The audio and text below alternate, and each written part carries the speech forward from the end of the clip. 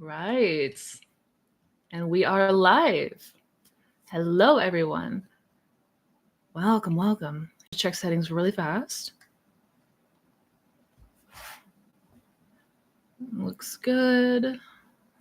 Audio looks good. Video looks good. As always, if there is any issues with buffering or audio, just let me know. But hi, guys. Thank you for your patience and welcome. We'll go ahead and get started here in just a moment.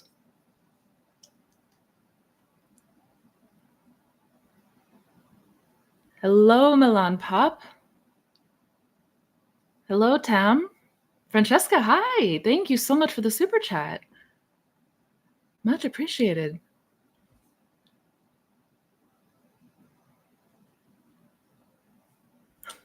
Hello, Yara. Hello, Emily. Camilla, thank you guys for being here.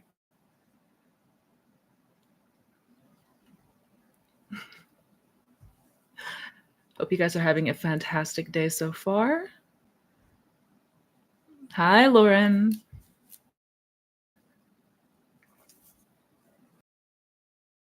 This is going to be fun. Let me just check one more thing really quick and we'll go ahead and get started. I appreciate your guys' patience.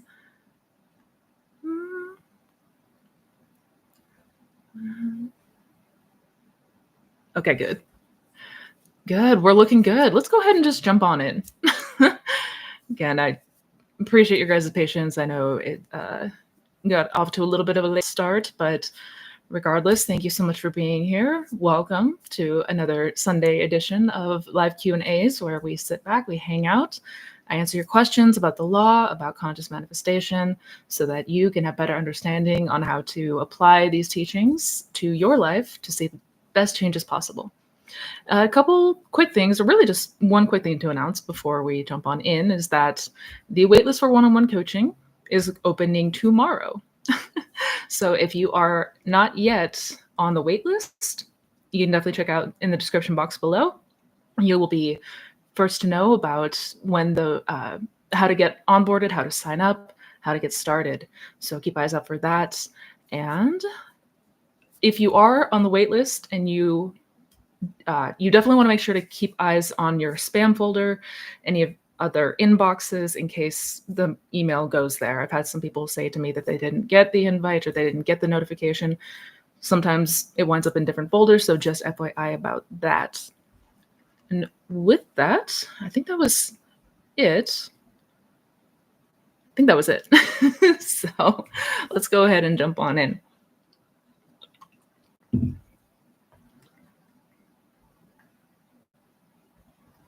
You guys are amazing. Francesca, again, thank you so much for your super chat. Hi, Missy. Can I manifest a horrible, nasty person away completely? She texted me a very nasty message and she's lied about me. Can I manifest her not marrying one of my best friends who isn't happy with her? Oh, boo. Stances? No. I mean, short answer is of course you can. Of course you can. You can manifest literally anything. Anything. So if the question is, can I manifest this? The answer is always yes.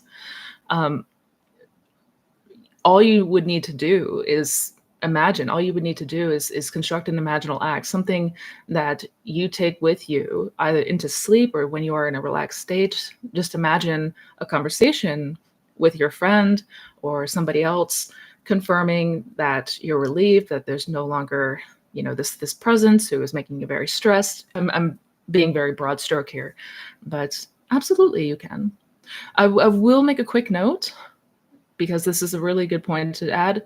We want to be mindful of everyone as you pushed out. So we want to be careful of what we are assuming and what we are imagining. And I know it can be difficult when people are showing up in a really nasty manner, when people are being very rude. It's not always easy to not take offense to that. And of course, taking offense to that is fine. But I say this to say, we want to always be mindful, because everyone is going to continue to show up in a way that we assume, in the way that we have an idea of. Like the narrative and story is always going to be what appears. That said, you're more than welcome to manifest somebody out of your life completely if you do not want to have anything to do with that person. Entirely up to you. But I would imagine I would construct something that implies that you no longer have this person around you, and then leave it at that. Yeah.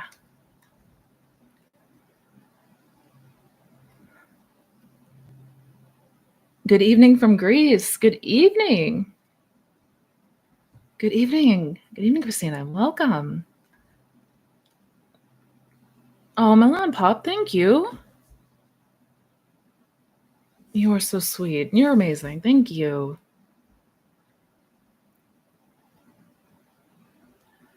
I'm just trying to see if you had a question. Oh, looks like you were the very first one here in the chat. Hi, Missy. How to manifest a completely new life? I have so much on my list. I'm overwhelmed. Thank you.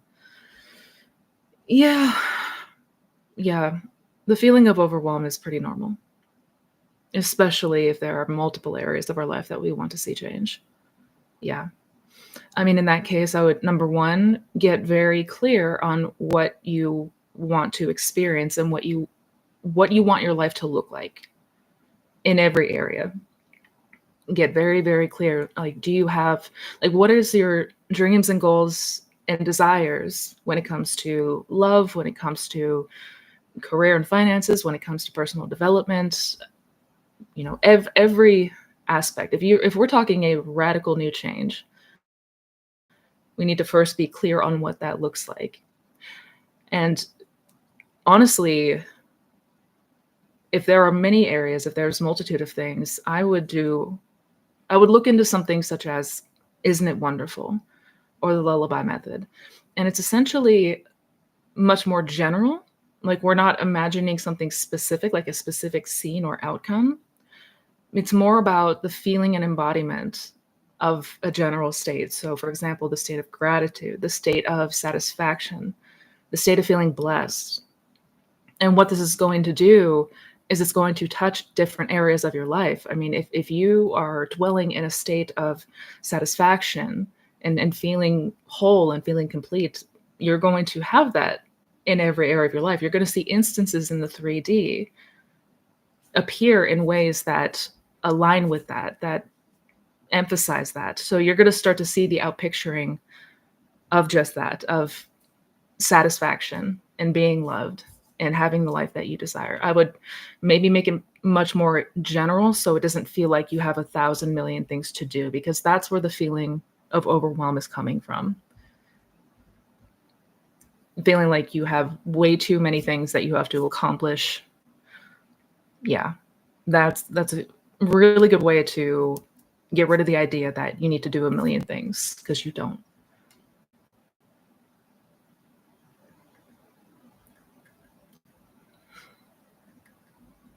Sarah, hello. Oh, oh, girl. Life feels like a dumpster fire now. Can you walk us through a mindful practice of something like Isn't It Wonderful while in Dark Night of the Soul? Absolutely. Absolutely. So naturally, it can feel very challenging to imagine something wonderful or feel into something wonderful, feel good when we are in a dark place.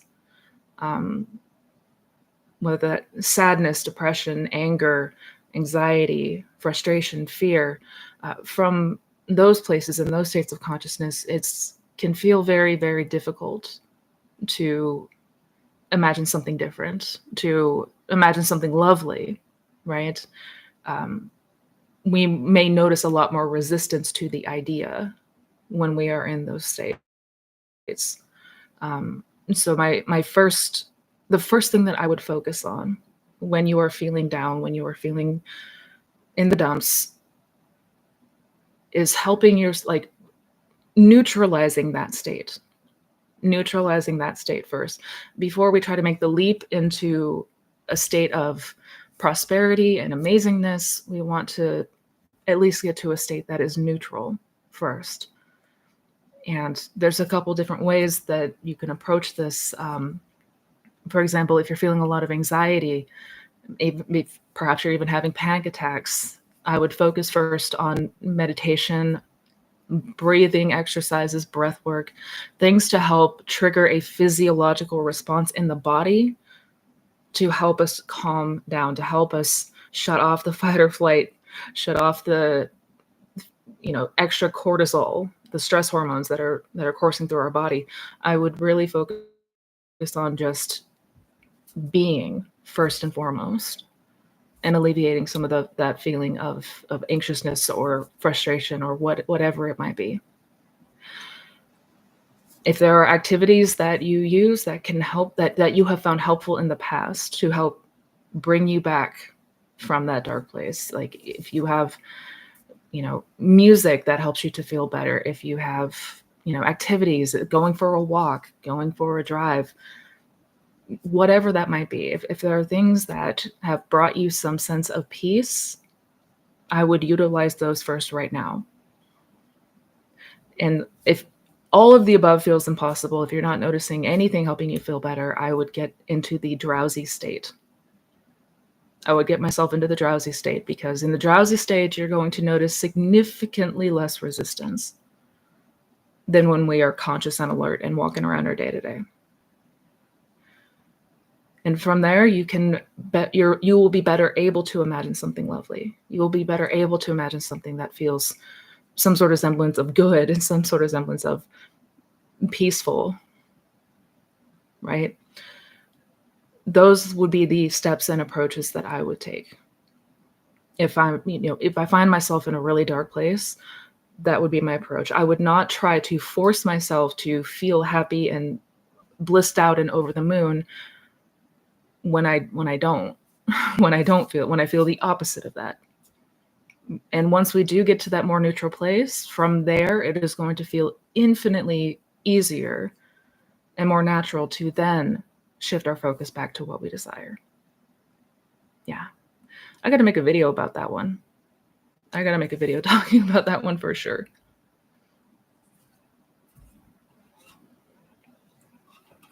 Thank you, guys. Thank you, thank you, thank you. I'm having a fantastic Sunday so far. I hope you are as well. All of you. All of you. All right, let me go back up.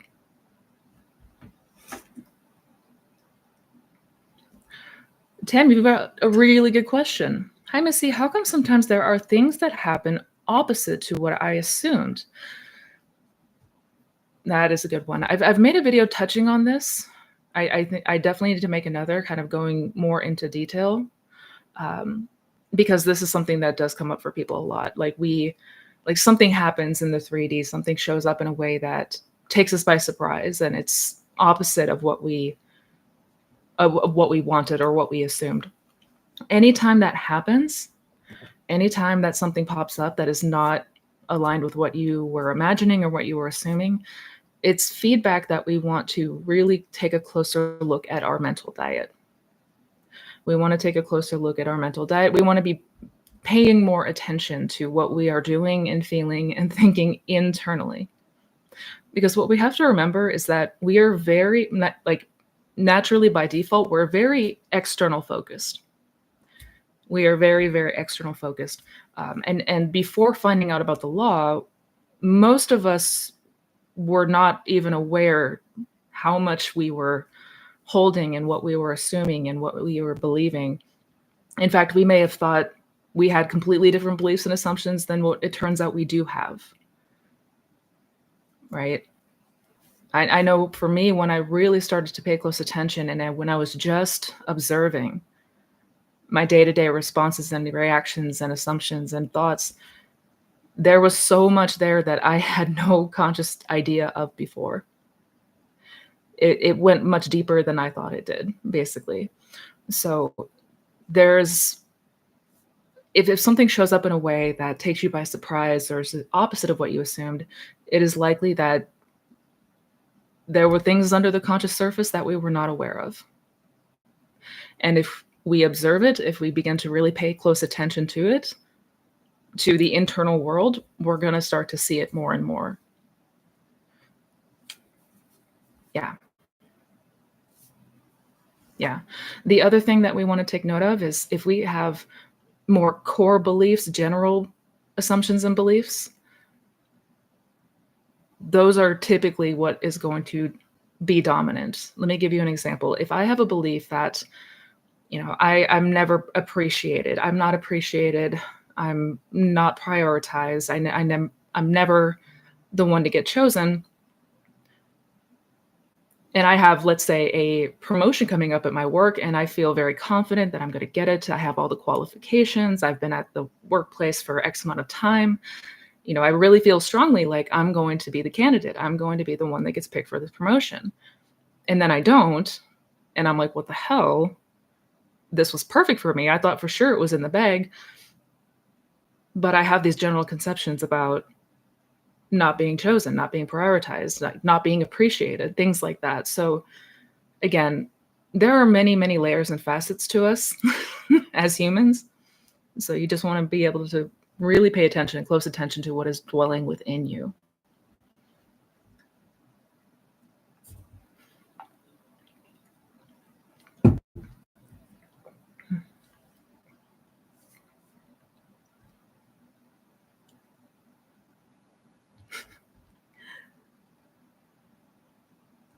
All right, let me go back. Thank you for the super chat. Thank you again, Francesca. Missy, does SP feel anything when we are manifesting them? That is a good question.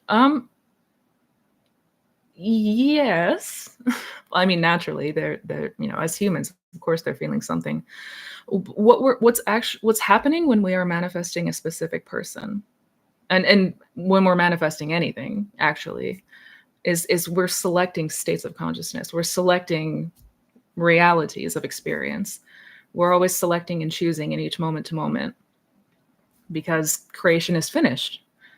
Every version of every person already exists. So what I'm doing is I am selecting the state where my person is feeling a certain way about me, right? That version of him, he's already showing up in that way. Like that version of him already exists.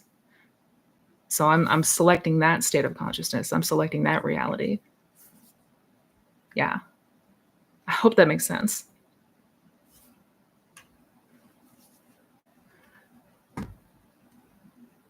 Thank you, Robin Holt.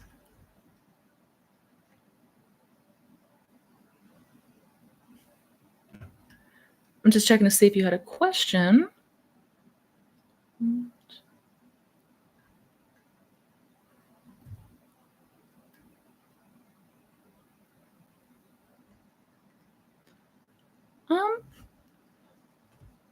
I'm not sure if you had a question or not. My apologies. If you would be so kind, if there is a question that you had, if you could be so kind as to retype that out, I'd be more than happy to keep eyes on that and answer whatever that might be. But either way, thank you so much for that super chat. I appreciate you.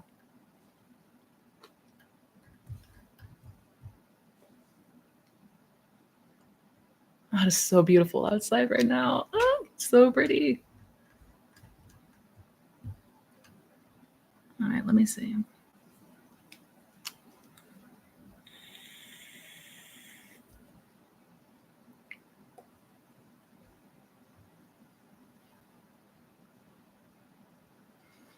How can I use the law of assumption to stop procrastination? That's actually a fantastic question. Procrastination is one of the ego's best defense mechanisms. Same thing with distraction. Distraction and procrastination, that's, again, sort of the defense mechanisms of the ego, ways in which we will get distracted from change, from inducing or introducing change. The beauty of the law, the great thing here is that we can not only manifest things and people and material objects in the 3D, we can manifest new aspects of ourself, of our character, new conceptions of ourself. So how would your life look If you were no longer somebody who identified as a procrastinator, what would be different? How would things be different? Really get familiar with that. Like, would you start your own business? Would you perhaps have a new place? Would you, like, again, get familiar with what that would look like? Would you be implementing more of the change, be more of a doer of the word? Because the reason that we want to get familiar is so that we can also introduce imaginal acts. We can get ideas for imaginal acts that will basically, how do I put this? We want to find ways to imagine that imply that we are already this person, if that makes sense. We want to imagine in a way that implies that we are somebody who always gets on top of things, always gets their work done on time, always is ahead of the curve, things of that nature. So what would that look like for you? And then go there. Go there in your imagination. That's what it's for. Oh my goodness. Thank you guys. Oh wow. All right, I'm gonna go in order. I appreciate you all so much. Thank you for the super chats. I'm gonna try to go in order here. Naranja, I think you were first. What if we are trying hard to remove the natural assumption that we feel that the person will never come back and it is tiring, and we let go the effort? Will we never manifest them if we let it all go? What if we were trying hard to remove the natural assumption that we feel that the person will never come back? Well, I mean, to make something really abundantly clear, we need to let go of the efforting. We need to let go of the trying to get through sheer willpower and force. That's going to leave you feeling very burnt out and tired, like you just mentioned there. If we're feeling tired, if we're feeling exhausted, if it feels like this is a chore, we are approaching this with way too much effort. I know that the idea of letting go is terrifying for a lot of people. This is where faith comes in. This is where faith in the law comes in. Because without that, we're going to feel like we have to cling on. We're going to have to like micromanage every aspect of the manifestation, of the bridge unfolding. It's going to feel like we cannot take our attention away from our desire for 2 seconds or it's going to run away. And that's actually, not only is that not true, but that kind of fixation can actually delay things for us. So we do want to learn to let go of the efforting. Because if you think about it, you're always manifesting naturally anyways. You're manifesting with zero effort all day, every day. And if you think about the things that you have manifested, the things that you have deliberately manifested, did you have to work hard for those things? Mm-mm. No. So if it feels like there's a lot of conscious effort going into this, I would, if you aren't already, make sure that you are introducing a meditation practice in your day-to-day, and make sure that you are practicing and getting more familiar with SATs and going into the state akin to sleep. Like, the entire reason and point of SATs and why Neville recommended it so much was because in that state akin to sleep, in that hypnagogic state, we are not going to have as much efforting. Like, we'll be able to have our attention directed on what we want, minus the effort. It's going to feel very natural when we imagine in that state. Yeah. All right, let me see. Thank you, Jacob. Will it work if I visualize attaining my desires during meditation, then during the day, expecting that my seeds will manifest, instead of trying to always live in the end? Feels resistant with my 3D. Expecting that the seeds will manifest. I can totally understand why there is resistance there. Trying to tell yourself or convince yourself that you're living in the end when because the thing is we can't lie to ourselves. We can't lie to ourselves, and a lot of times, especially here in the manifestation community, we're effectively trying to do just that. We're trying to tell ourselves or convince ourselves something that we do not believe, and that is where resistance comes in. So we ideally, if it's causing a whole lot of resistance and restraint, like naturally we want to let go of that. We want to let go of that idea. I mean, you can absolutely meditate and imagine and plant those seeds and have that knowing that those seeds are planted, that everything that you desire is already yours, if I'm understanding correctly. Expecting that my seeds will manifest? Yeah. So knowing that it is going to happen, I take it? I mean, at the end of the day, we want to go the path of least resistance, ideally. Ideally. So if it does feel more natural to assume that this is going to happen in my 3D because these seeds have been planted, because these ideas and impressions have been left subconsciously, if it feels more natural to do that, then I would absolutely do that.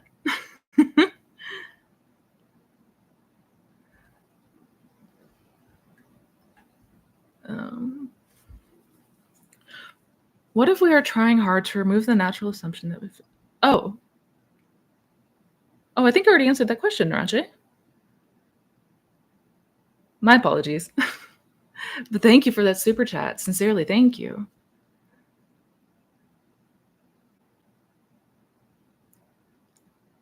Oh, KK, thank you for your super chat. Why do I feel like crap while changing self-concept? Yeah. I mean, the reason that we feel like crap while changing our self-concept, I mean, number one, as humans, we are very resistant to change. Naturally, we tend to be very fixed in our ideas and our beliefs. And when we introduce something that's new, even if it's something desirable, even if it's something that we do want, introducing something that is new can cause a lot of pushback, can cause a lot of resistance. You may be experiencing something like ego backlash, which I have made a video about, and you can check out. If you just type up in the search bar, Missy Renee, ego backlash, that should pop right up. That will kind of cue you into why sometimes it feels really, really difficult to change this conception of self. Yeah. It could also be that you are trying to put too much effort into it. It could be that, you're trying to force yourself to manifest. But I would check out that video about ego backlash. I think that one would be helpful for you. Yeah.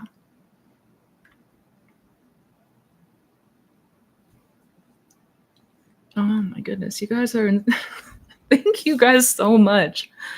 Jesus. Hi, John.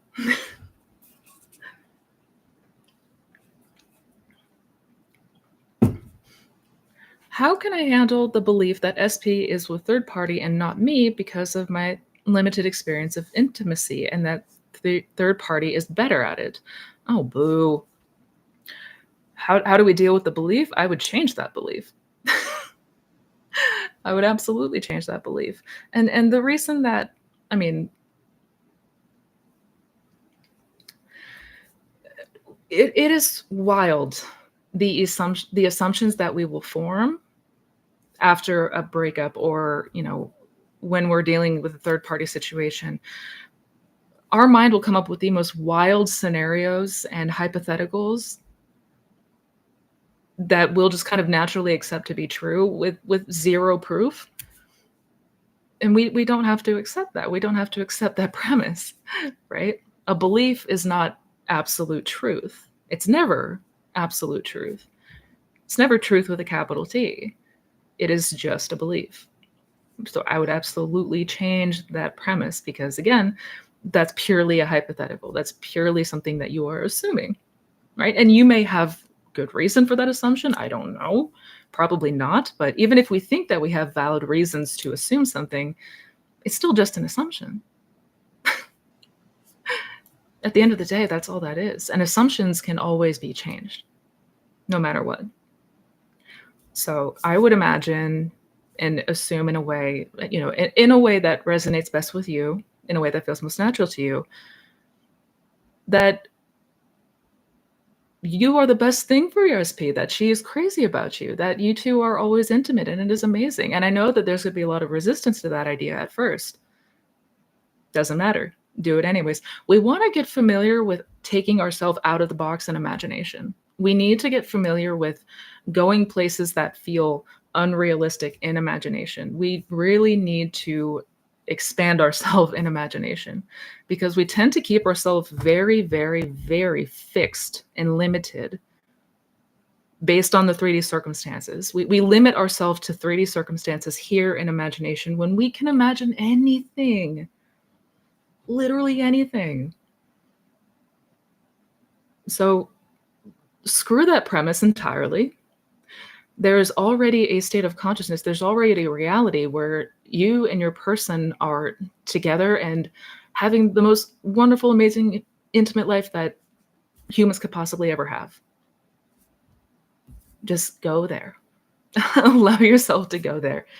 Even if it feels ridiculous at first. If there's a lot of resistance, again, try to get yourself in a more relaxed state first.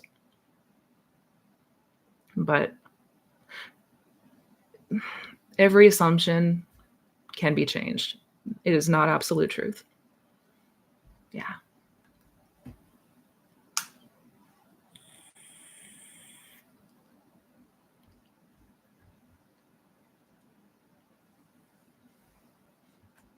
You are always good enough, John. I'm going to keep reminding you of that. Thank you, Righteous. Growing up told being not good enough, one believes he's going to always be or do wrong. Memory is hazy for revision. Can you give ideas for visualization? Absolutely. So changing the assumption that we're not good enough because of what we were told growing up, absolutely. So if your memory feels hazy and there doesn't seem to be events or memories to revise, like if you can't really pinpoint it or anything like that, you can always construct new memories. You can always construct new memories of things that maybe never really happened according to your 3D timeline. But you can absolutely condition and make new memories. And I would do just that. I would imagine in childhood or, adolescence, scenarios and instances that imply that you are in fact good enough. Imagine yourself winning awards at school, being the best on a sports team. If you did sports in school, I don't know. It could be that you heard this confirmation from your parents, from your teachers, from those that helped shape us and mold us. Imagine things that imply that you are in fact good enough, and imagine that you were conditioned with that belief from the get-go. And I know that it may seem bizarre and we will not believe it and accept it at first, and that's okay. Do it anyways. Make some new memories because it's fun. Honestly, it's fun to do. Yeah.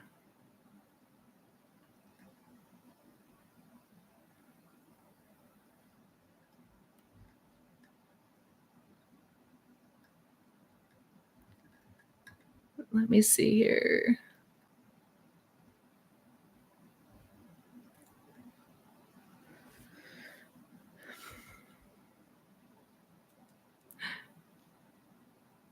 Thank you, Francesca. Missy, can I manifest a smaller bottom and flattering tummy? Change eye color and love the course I signed up for. Think you're a Neville reincarnated. You are sweet, Francesca. And I hope you are enjoying the course so far. Thank you. Uh, you can absolutely manifest change into appearance. 100%. I know yes, when it comes to appearance changes, it a lot of times it can feel challenging because we are constantly being reminded and mirrored in the 3D. Like, we have to see ourselves every day in the 3D. Um, so I understand that it can be difficult to suspend that disbelief. Uh, but regardless, you can absolutely manifest any kind of physical changes, appearance changes, doesn't matter. Does not matter. As long as you know what you desire to look like and see yourself that way, see yourself like you can be imagining that you're looking at a photo of yourself or a video of yourself or yourself standing in front of a full-length mirror, seeing yourself the way that you desire to appear. Maybe wearing a flattering outfit, whatever that might be. Whatever that might be. But absolutely you can.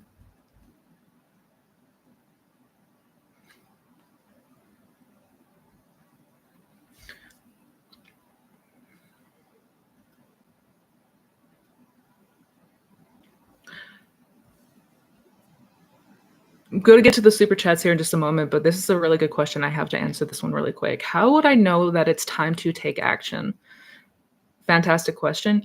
You will be moved. When it is time for you to take action, you will be naturally moved. Something will happen that is going to force your hand or make it so that things are unfolding in a way, and you're not even going to be conscious of it, most likely. Whatever needs to happen on that bridge unfolding will happen. You won't need to know consciously what that is. You will just find yourself naturally doing it.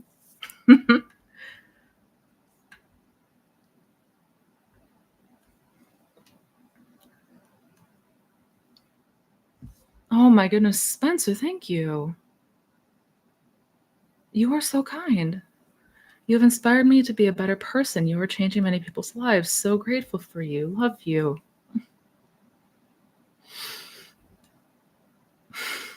Thank you, kind sir. Thank you.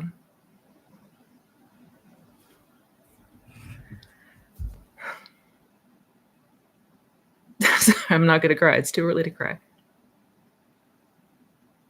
It's just this was the entire aim.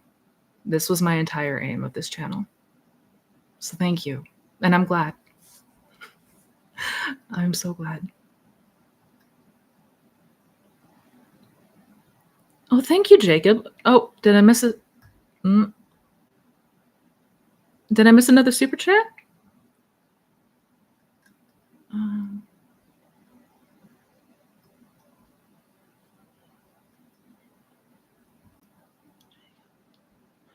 I don't. I am so sorry, Jacob. I don't see it.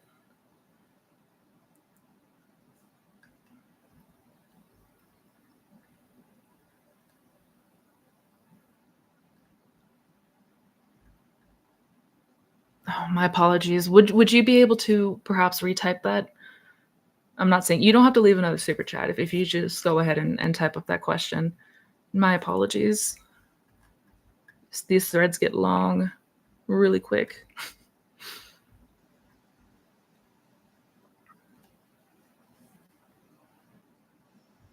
So does simply faith and letting go clear all our limiting beliefs that the person won't come back automatically? And will we get them anyways some point in our life just because we had the intention? So does simply faith and letting go? Essentially, yes. So the importance of faith is it will allow us to detach from that old narrative, from those old fears, beliefs, assumptions, whatever those were. Like, that's what's going to help us detach from those, move into a state where it feels more certain, where it feels more, we feel more confident about our desire, about being the person who has our desire. Yeah. Faith is a huge, huge part of this. And the equation or the formula for manifestation, as Neville would say, is imagination plus faith. Those are the only two things that we need. That is it.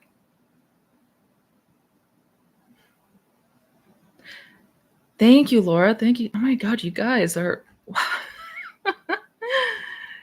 incredible. If I can't imagine a person's face, will manifestation still work? Absolutely. Hmm. Absolutely. You, it's not that you have to visualize the person. It's not that you have to see them in high definition. No. As long as you know who you are imagining, you have an idea of who that person is. That's all that's needed. Is that knowing. And to be clear, if you struggle with seeing a person's face clearly, or you struggle to see that picture of them in your mind, there are other ways that you can imagine that would still imply your desire. So you could have a conversation with somebody, in inner conversation with somebody like a close friend about your person, right? You don't even have to have that person in the scene with you, is what I'm trying to say. Yeah. We don't need to burst a blood vessel. It will absolutely still work.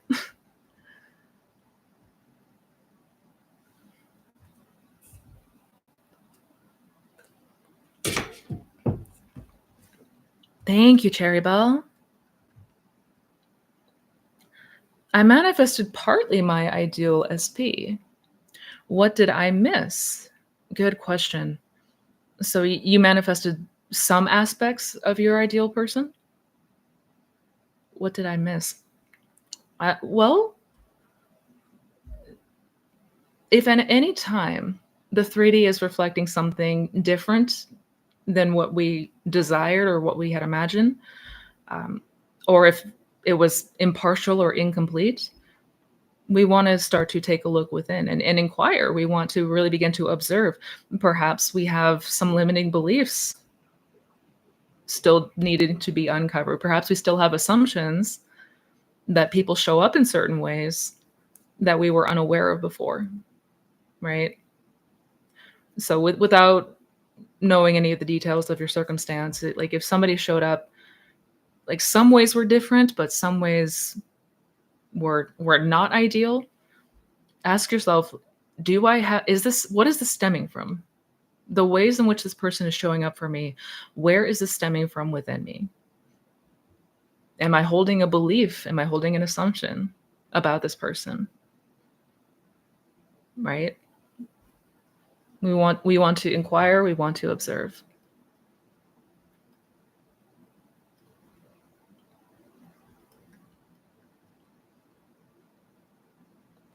Really good questions today. Yes, I agree.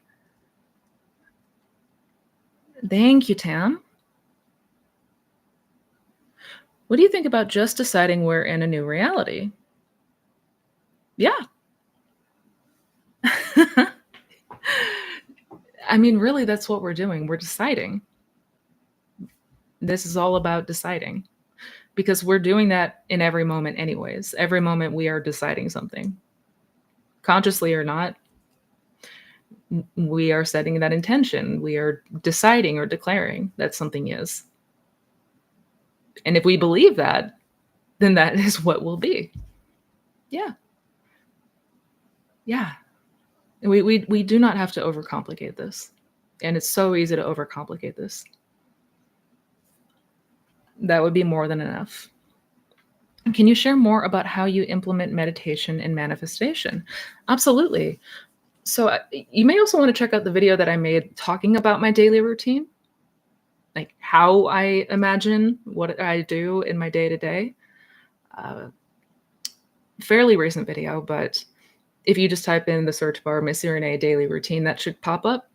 But essentially, I really focus on the morning and evening. Like the windows when I'm waking up in the morning and before I go to bed are the most important windows of my day. So I'm absolutely making sure to utilize and implement those windows to the fullest advantage. And at first, I just start out with like a focused attention. I'll just get myself relaxed. I'll just focus on my breathing. I'll just focus on my breath. And if my mind wanders, if my brain goes to like, I'll just kind of let it do its thing. You know, I don't let myself get too distracted. And I just focus on going deeper. Mm-hmm. And eventually you will reach a place of stillness. And in this place of stillness, you can literally imagine anything with a degree of certainty, and it will feel very real to you. Which is also why I strongly recommend a meditation practice for people. It's going to go hand in hand with these teachings and on this journey. But if you have any specific questions about meditation, do feel free to let me know.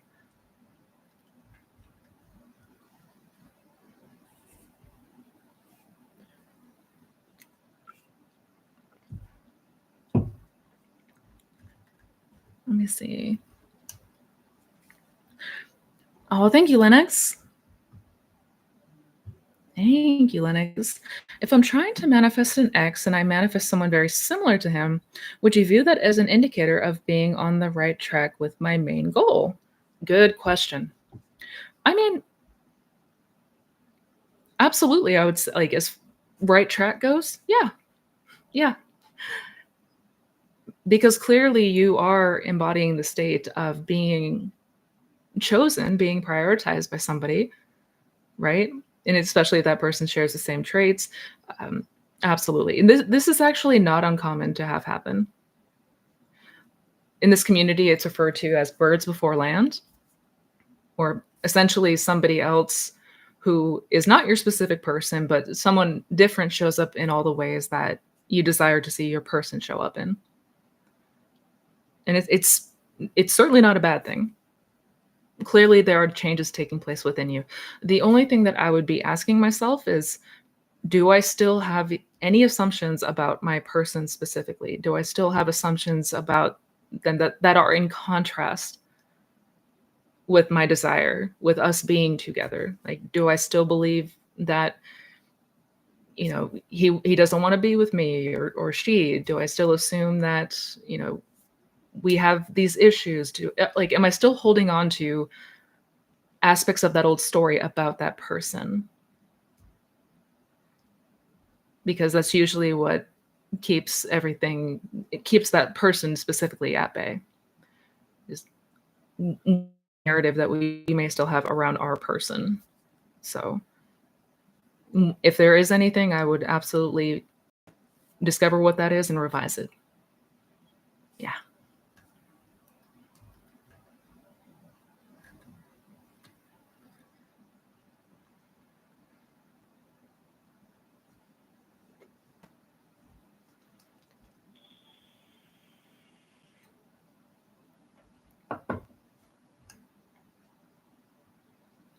Thank you, Naranje. Will we get the person at some point anyway because we had an intention, even though we think we failed? Will we get the person at some point anyways? I mean, this happens all the time. This happens all the time. Why do you think it is such a common phenomena that as soon as we give up, that's when the person shows back up? Like, as soon as we say, you know what, fine, it's time to move on, shortly after, that's when our person finally reaches out to us. It happens all the time. All the time. Which is why I say, like, you cannot fail at this. You cannot fail. I mean, unless you are insistent on keeping that assumption, keeping the assumption alive that you failed. That's the only way. Mhm.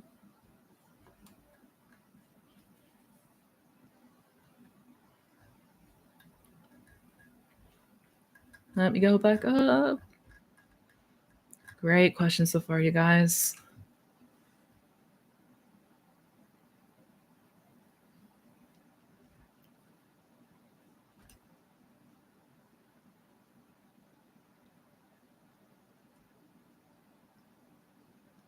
Happy Sunday on a Sunday afternoon. I hope you're doing well. Thank you, Mohammed. I hope you're doing well as well. Appreciate you being here. How long did you take to practice with the law? I saw your success stories on your video. Good question. How long did I practice with the law? Until I had faith? Is that what you mean? It was a while. It was a while. See, I found Neville Goddard the end of 2015. I'd say the better part of a year and a half was just building faith. Yeah.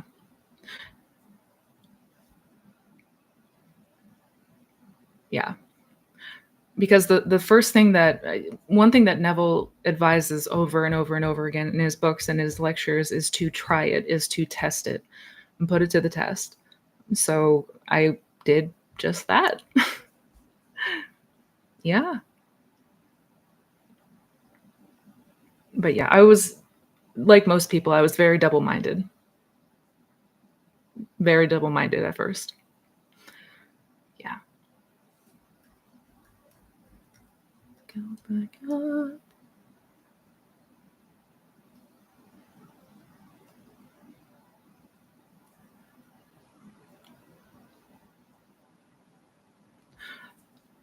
Oh, thank you guys for the super chats. I'm so sorry I did not get a notification about those.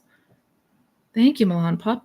How to stop always feeling like I'm in trouble. Oh, I'm so sorry. So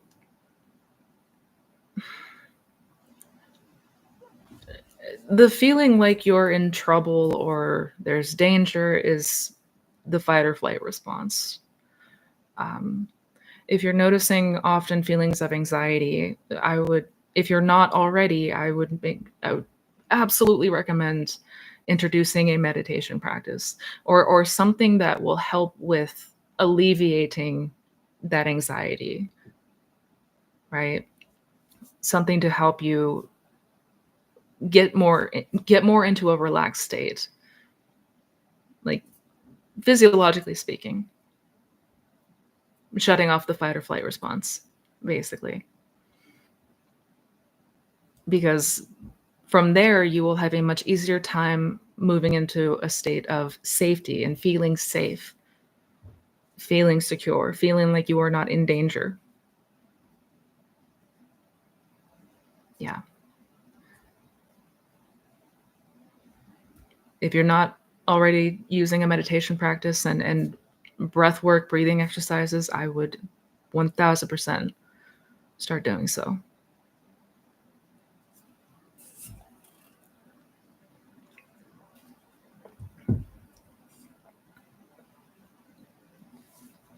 Missy, how are the kittens?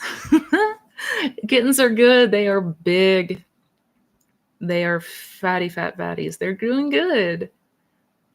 They're doing good. I didn't have a free moment to uh, this last week. I didn't have a free moment to get on here and show the kittens again. My apologies. I'm gonna try to do that here this upcoming week. They're in the weaning process right now, so it's fun. They're doing good.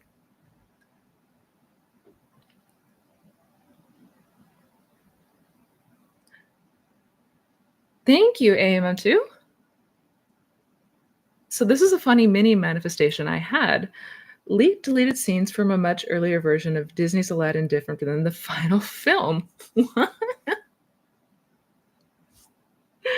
Wait, what? Deleted scenes from... I never heard about that before. That is so cool.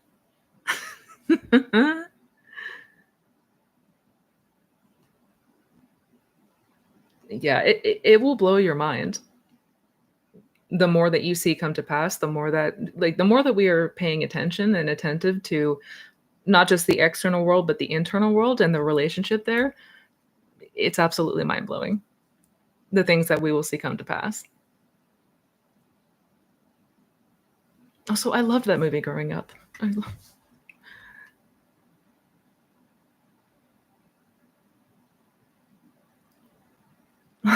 Love it when you sing "Going Back Up." Thank you, Francesca. You were sweet.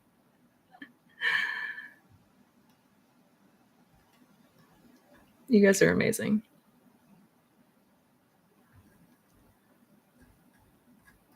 Too good.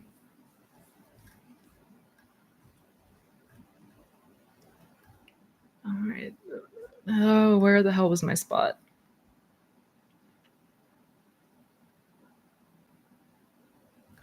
Hello, Missy. Can revision be used with any technique as we'd feel most associated, like affirmations? Technique is not only limited to visualization, it's reaching the feeling of knowing means revision is working. Yes, yes, yes, yes. So you can apply revision through any technique. It doesn't need to be visualizing per se. It can be affirmations, it can be inner conversations. Any and all of the above works. If you resonate more with affirmations, you can absolutely use revision with affirmations. It's the feeling. It's the feeling of knowing. That's what we are aiming to induce here. So it's not the technique itself that's important. It is the feeling that is elicited. So yeah.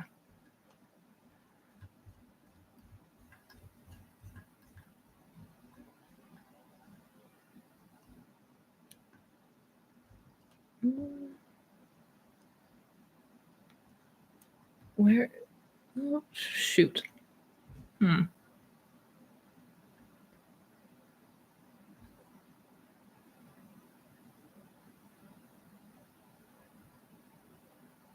Hi, Missy. Is it possible to manifest my partner's depression away? Absolutely, you can. Absolutely, you can.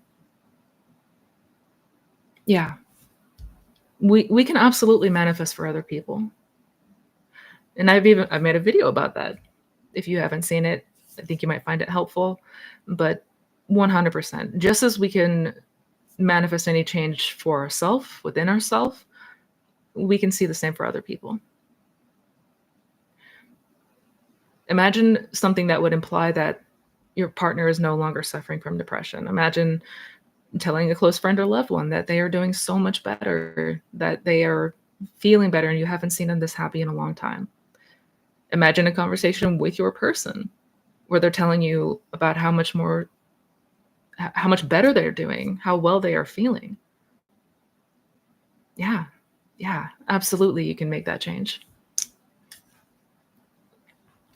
Thank you. Thank you. Thank you for the super chat. You guys are Jesus great. You're making it rain today. Damn.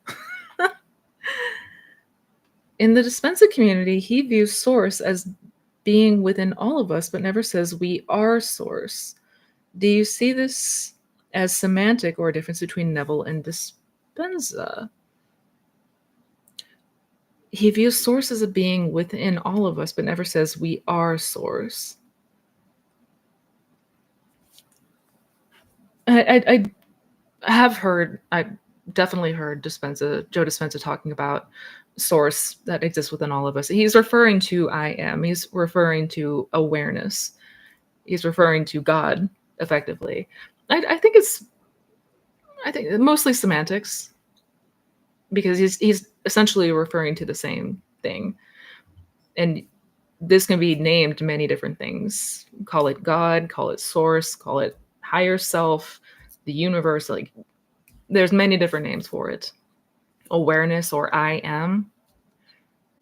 That it's all the same thing. I don't know if I mean unless he has explicitly implied that like we are not source. I don't know if he's done that. Um, but yeah, him and Neville are referring to the same thing, essentially, yeah. Where's the cat? Which one? There's so many cats here.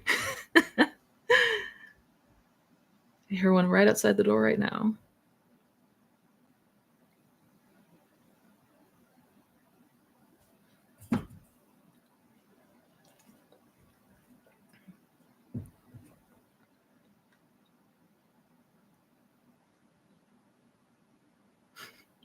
I've definitely. Oh, you guys are so sweet. Damn it, you guys are so sweet. Oh, love yourself. You have a great question. And I love your avatar. Oh my God. Is that a goat? Is it a baby goat? How do I know that what I am doing is the right practice? Good question. So you'll know based on how you are feeling. You'll know based on if it's something that you resonate with. You'll know that you're doing it right because it will elicit a response. It'll elicit a reaction from you. It will not cause a lot of resistance. It will not cause a lot of pushback. Yeah. And I'm not sure if you're referring to like technique specifically. Uh, but if you notice that you're trying to do a technique and there's a lot of resistance there, perhaps you're having a lot of backlash, I would try something else. I would experiment and play with other ways of imagining because there's so many different ways of imagining. Yeah. But you'll know that you're doing it right because there will be a change in how you feel. Bottom line. Thank you guys.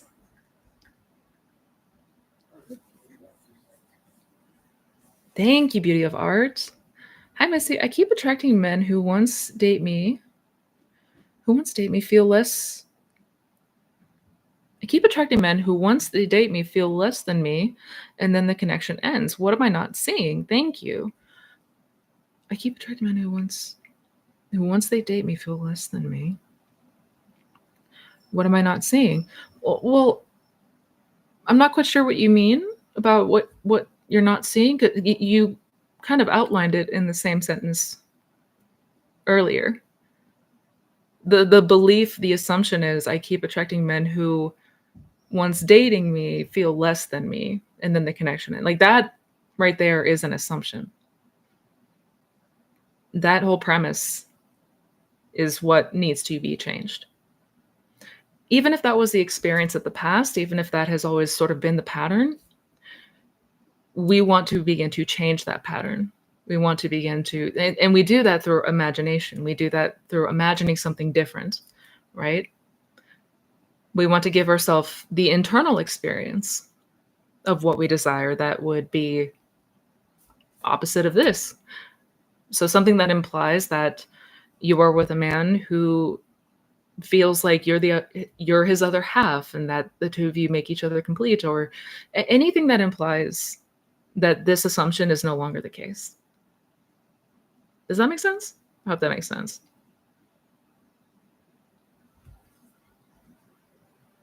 You are so welcome. Kelly. Hey. Hi, Missy. I have a friend, coworker actually. So bad idea already that I think is interested. Great guy, but not SP. When we hang out, random thoughts pop up that say, give him a chance. It would be much easier, etc. I have full faith with SP, but why do these thoughts keep popping up? Ego backlash, or is it faith not as strong as I thought? Good question. Good question. I mean, could be both. It could be both. It's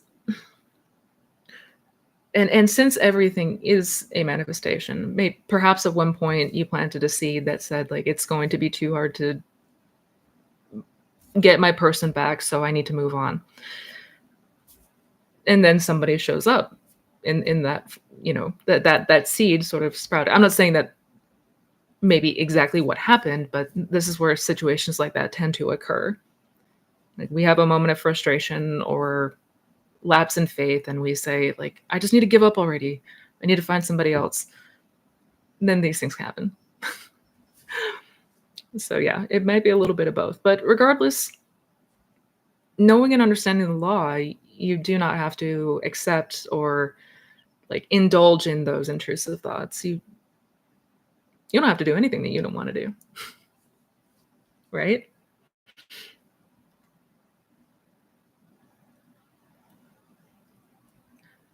Yeah. I mean, it's entirely up to you as far as whatever you decide to do.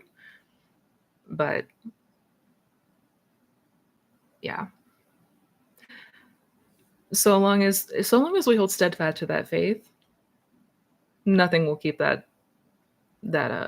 harvest. Nothing will keep us from getting what we have planted, reaping what we have sown. That will happen. I find when we hanging out, I find out when we're not hanging out, I don't have those thoughts about him. Imagination is SP and I only. There you go. There you go. Yeah. Oh, I wouldn't be concerned. I wouldn't be concerned. And clearly your SP is still very much at the forefront here.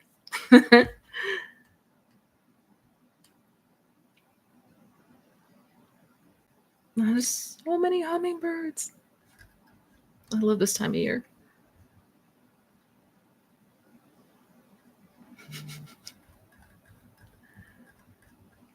All right, where the hell was my spot?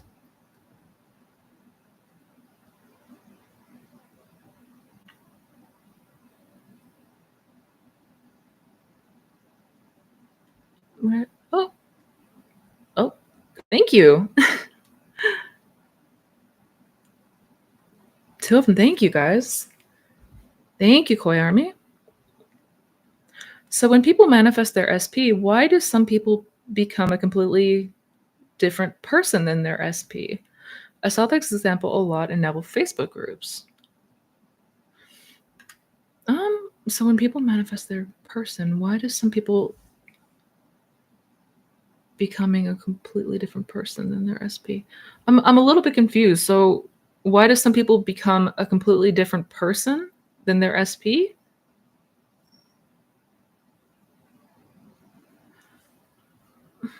What? I'm a little bit confused. I'm so sorry. I'm just trying to make sure I understand correctly. Why do some people change on this journey? Is that what you mean? Well, that's the whole point of this journey. Like the entire aim here is to change ourself. It's to change ourself. Like the only way that the 3D is going to change is if there's internal change that takes place first. I mean, we might see something materialize outside of us temporarily, but if we want to see permanent lasting change, there has to be a change within. Because the outside is literally just a mirror. Yeah, so you will find often that people make these radical changes of self. They will make these transformations of self. Yeah. It seems like they are a whole new person. It's because they are.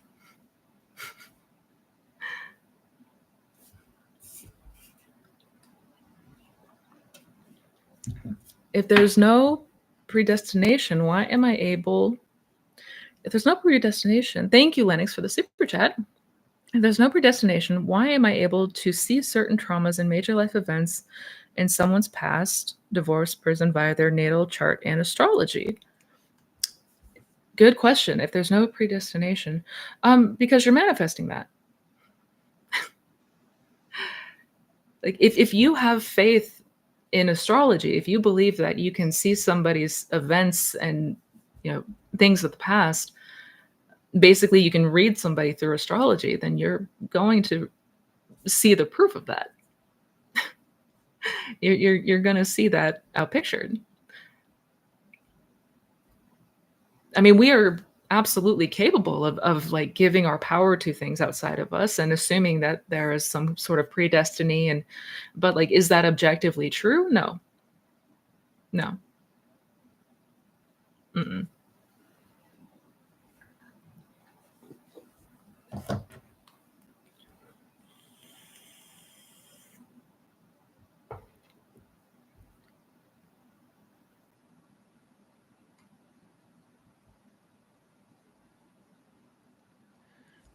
Missy, what is the difference between visualization and imagination in SATs? Good question. Huge question. So, and I have made a video about this. I'm going to make another video emphasizing this point because this is a huge mix up. Visualization is a technique, it is one way of imagining, right? Like seeing something in the mind's eye. That's visualization. Imagination is your inner world. It is all of it. It's your thoughts, it's your memories, it's the mental conversations that you have.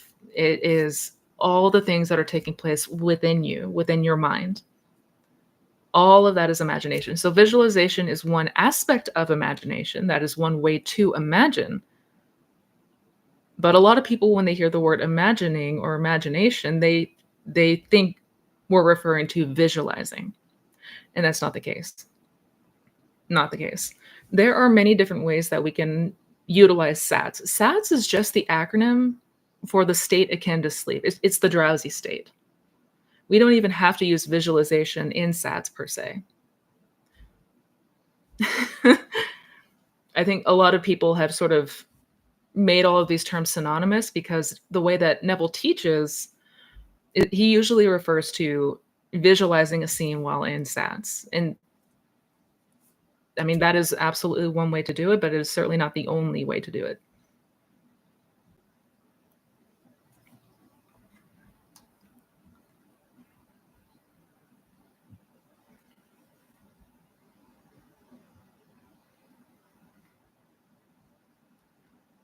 Oh, thank you, Koi Army. Um, I mean, do they come another why do they come another men in their life than their SP? Oh, I'm so sorry, Koi Army. I'm trying to make sure. Did I misunderstand the question earlier?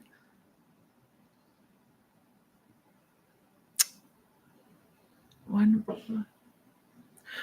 Are you trying to ask like why people sometimes manifest somebody other than their SP?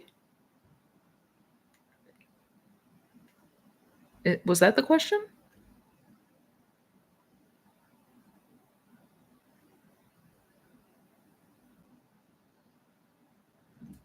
Why do sometimes people manifest somebody different than their SP?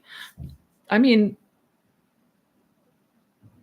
because that is what manifested. Whatever they were imagining or assuming.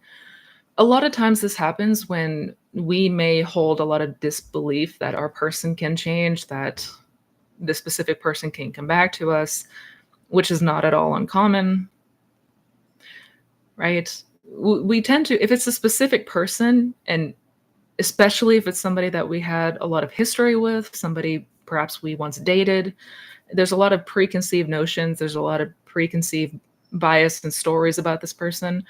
It can sometimes feel really challenging to overlook that or not take that into the new fold.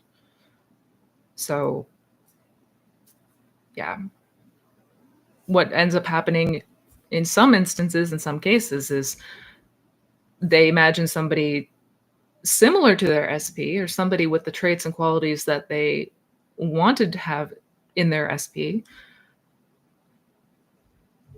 because there was still perhaps that disbelief that that person specifically can change.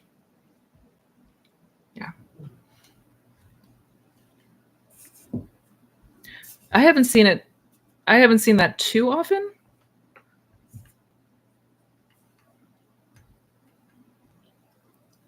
Because to be clear, we can absolutely manifest anyone specific. To be abundantly clear.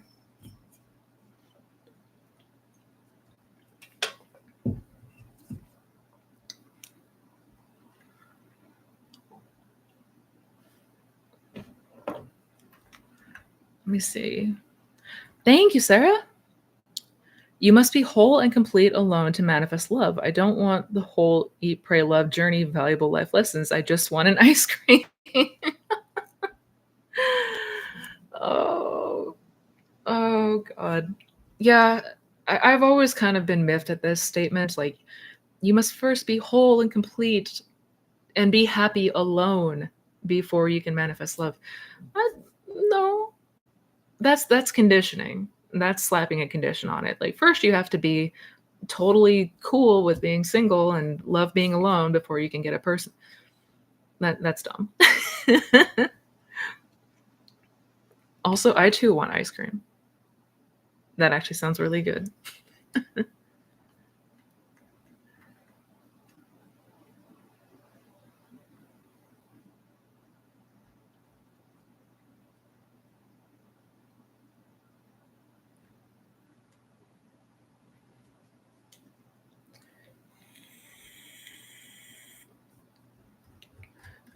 All right, let me go back up.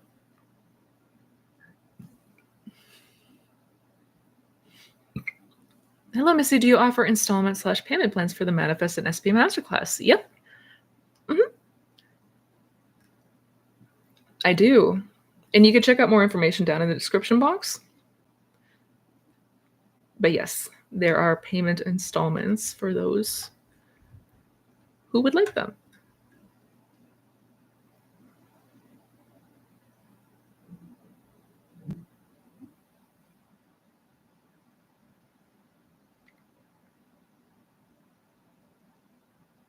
Oh, Lauren. Hi, Missy. I am financially dependent on an abuser and I want it to be over for good with this person. What's the best financial affirmations for this? Oh, yeah, no. I'm so sorry. We're not going to continue to accept that as the premise. Nope. So the best financial affirmations, that's going to be I cannot say that like objectively because different affirmations are going to resonate for different people. Like everybody is going to think in different ways, believe in certain ways. Some people are better with visualizing, some people more resonate with affirmations. Like everybody is different. So I can't really say like the facts are that XYZ is the best affirmation ever. Um, this is a very personal journey. um, but what I would be focusing right now, what the focus would be if this were my circumstance, I would be focusing on freedom, embodiment of the state of freedom.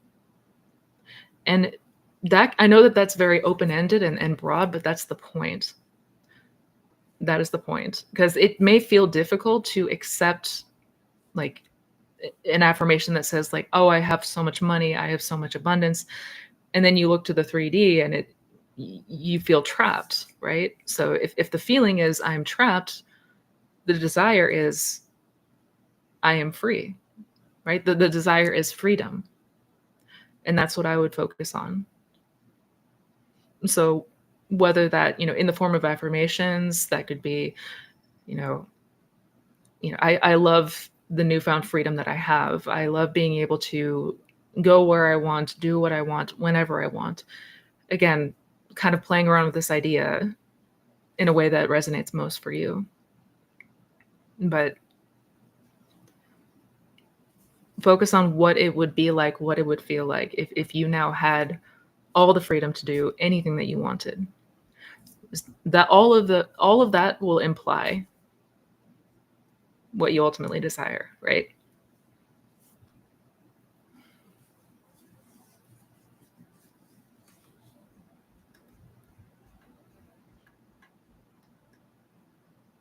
Are you from the Pacific Northwest? I am. Born and raised outside Seattle, Washington.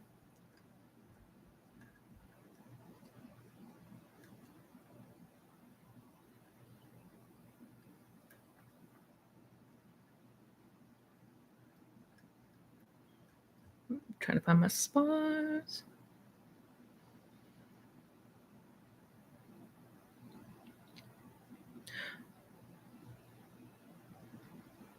Overcoming just enough skepticism to stay buying the pearl can be tough.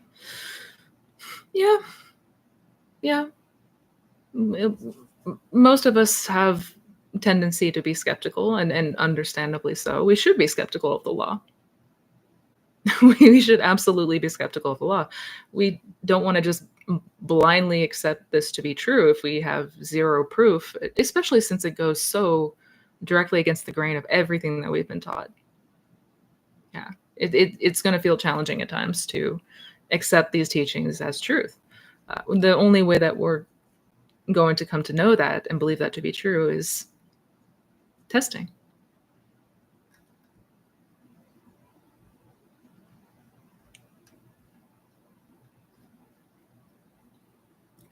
Oh, Manny, I love this. To everyone here today, my message for you all is to achieve your goals. You have the power in you. Use what you have and do what you can to manifest your bestest life today. Godspeed. Godspeed, sir. I love that.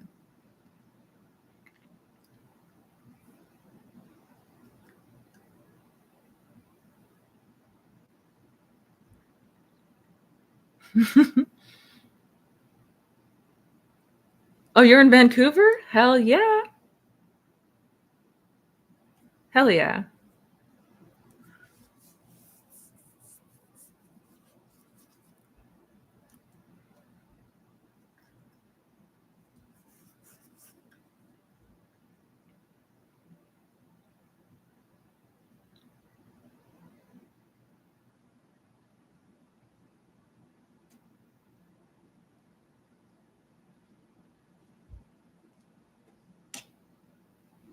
Hi, Missy. If I am the conscious mind and the subconscious mind, if I am awareness of all and everyone is me pushed out, who am I trying to convince that I already have my desire? Thank you so much. I think you just answered your own question. Who am I trying to convince that I already have my desire? Well, convincing yourself. No one else to convince, right? Like you said, if you are the conscious mind and the subconscious mind, awareness of all and everyone is you pushed out, yeah, there's no one else we have to convince. But if we know all of the above to be true, if we understand and know all of the above, then there really won't be a need to convince. We'll already know.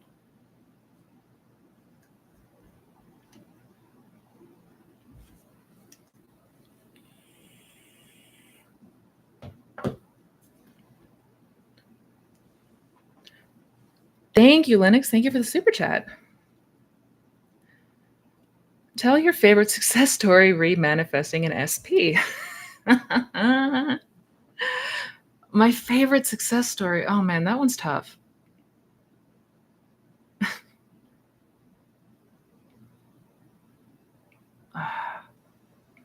There has been so many good ones. There has been so many miraculous ones.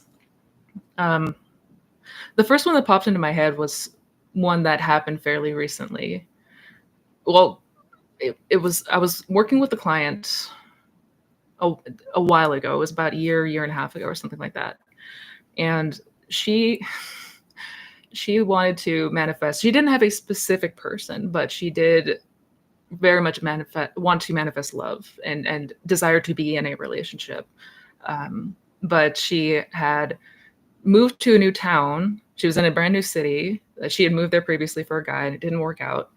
So she didn't know anybody. She worked remotely, and she had a very difficult time believing, like how am I going to meet this person? How am I gonna, she's like, I rarely ever get out of the house, and I hate being on the dating apps, and all of these conditions, because we're so conditioned to believe that we have to do all these things to get a relationship, which is just not true.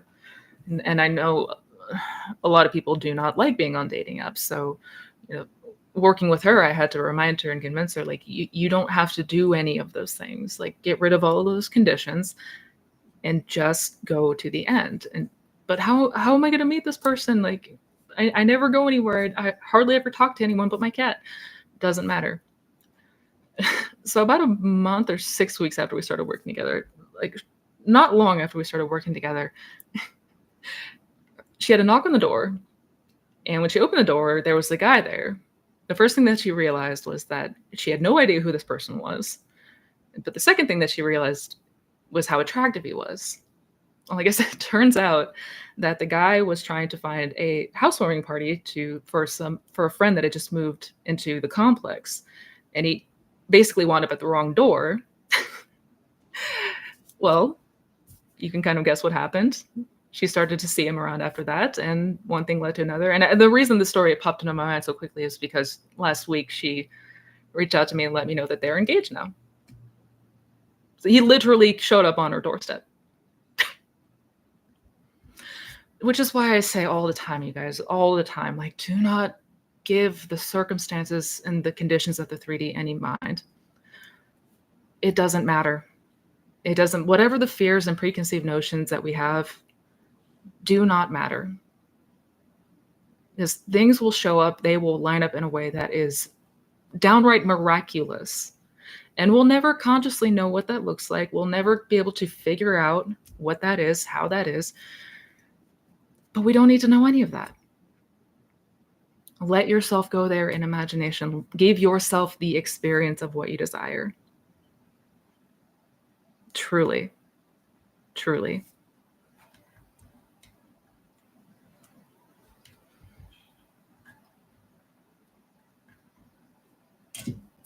No one to convince but self. Yep.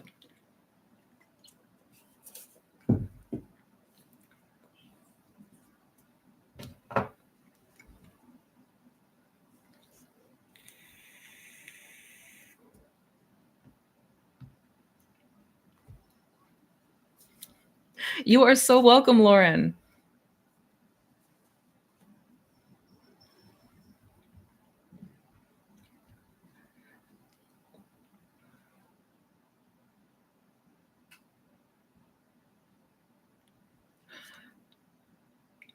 Jaylene, you have an excellent question here. Neville told the story about Lot's wife in quite a few lectures.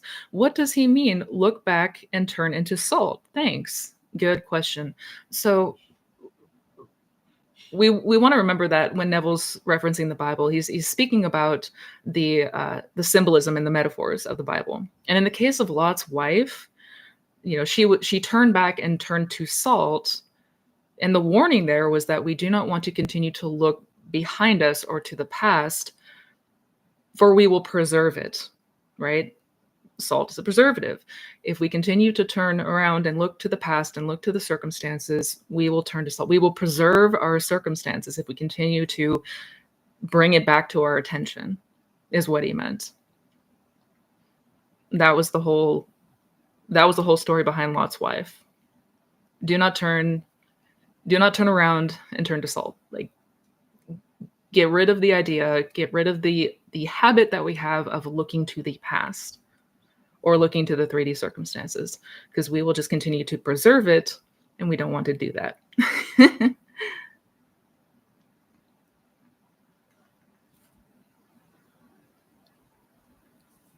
Oh my goodness, Tam, I'm so sorry. I didn't see your super chat notification.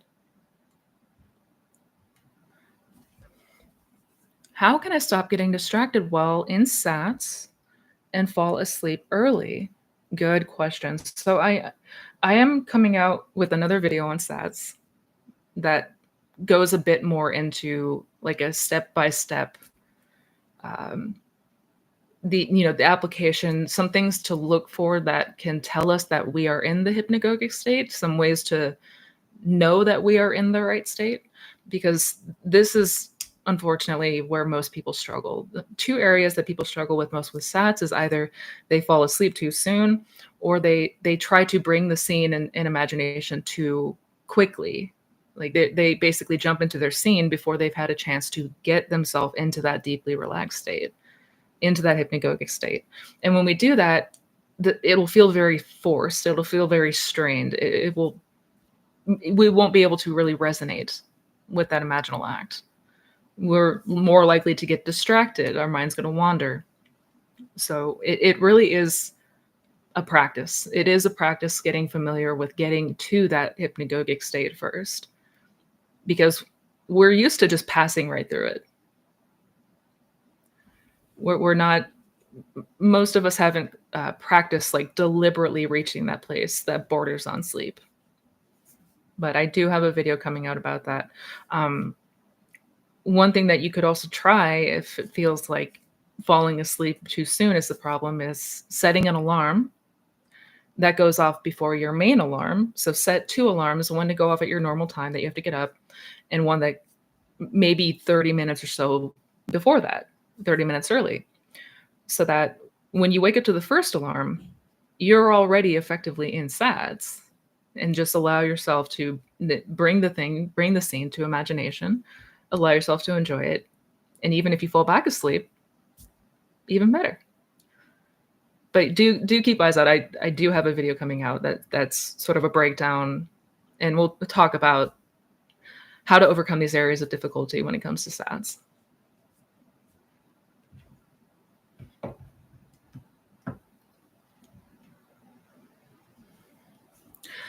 Hi, Missy. Once we have discovered our negative beliefs, self-concept, what do we do next to change them?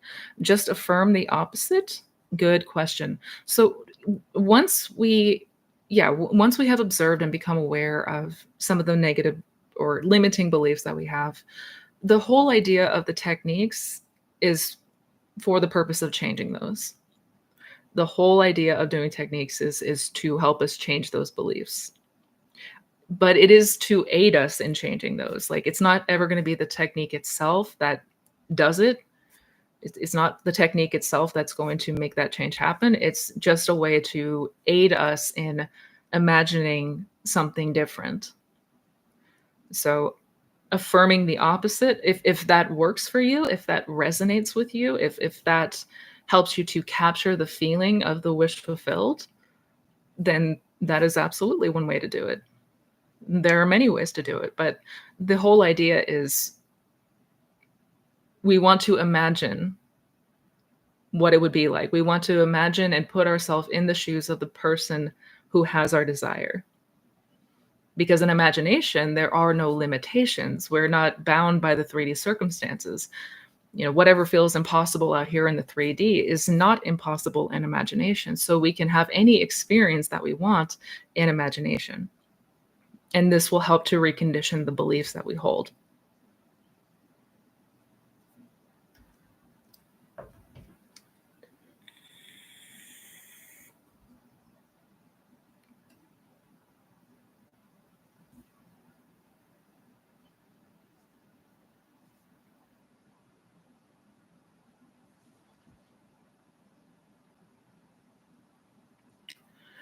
Missy, you are the best. Oh, thank you. But what you say about reacting to 3D, etc., is a bit inconsistent because many times you are strict on how things should be.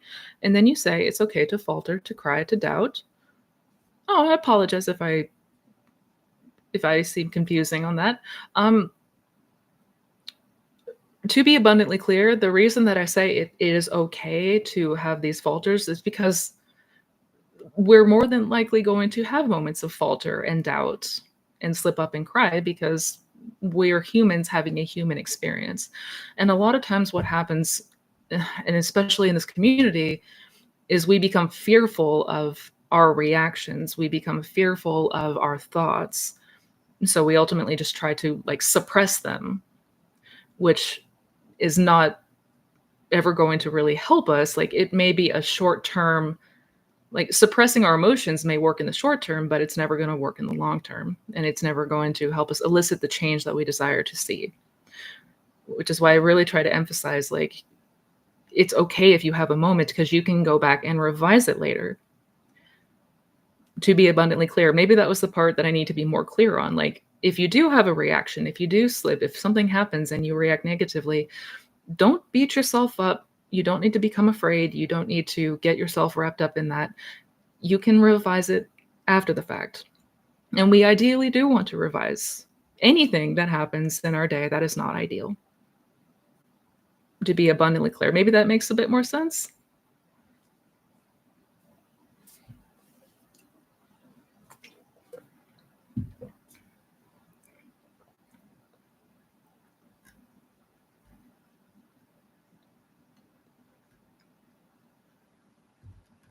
Let me go back on.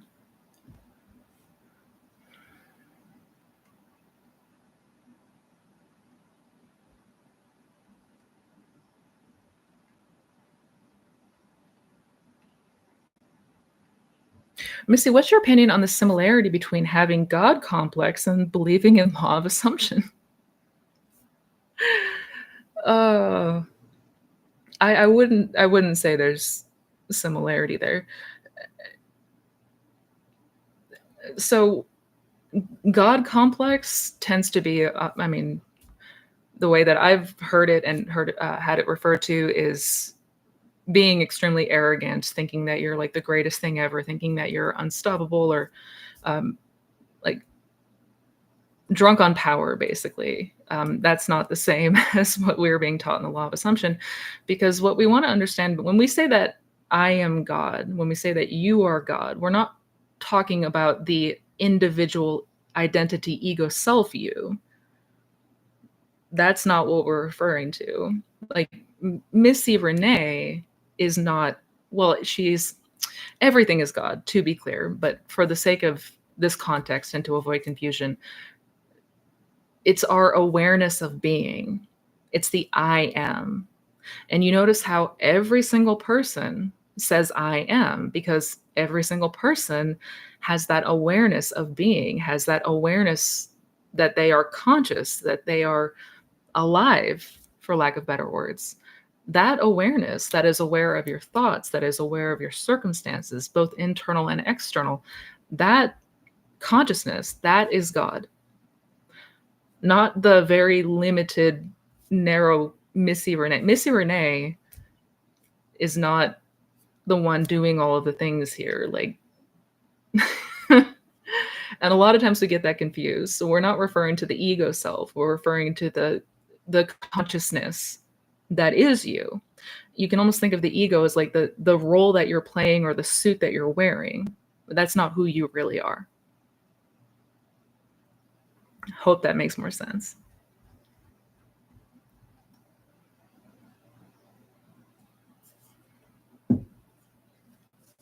Absolutely, it's okay to fail sometimes, and it is okay. Because again, in this human form, in this limited human capacity, we're not going to be perfect, and that's the point, and that's okay.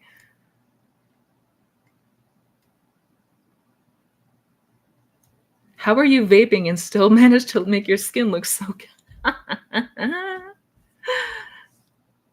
It's all imagination.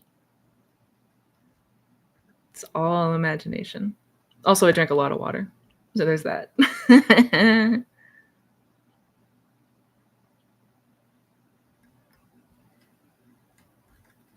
But doesn't failing make us double-minded? Doesn't failing make us double-minded? I mean, if things happen in a way that we did not intend or different from what we had imagined, it can certainly cause us to have some doubts, yeah. But to be abundantly clear, failure is not an actual thing. Like, we can miss the mark. Essentially, when things show up not in the way that we wanted it, if things show up opposite of what we wanted or imagined, that would be more missing the mark. But the good news is we can always take aim again. We can always take aim again. That's why I say it's not possible to fail ever. Ever. Oh, thank you, Sarah. I don't know what's up with not getting these notifications for the super chats. Thank you. Have you ever been to Sedona or Mount Shasta? Yes. Mm-hmm. Oh my God. Mount Shasta is so freaking pretty. So pretty. Yes and yes.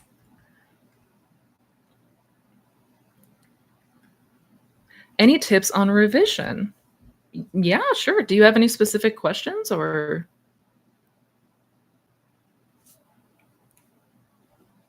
Definitely check out the videos that I've made a couple of videos about revision.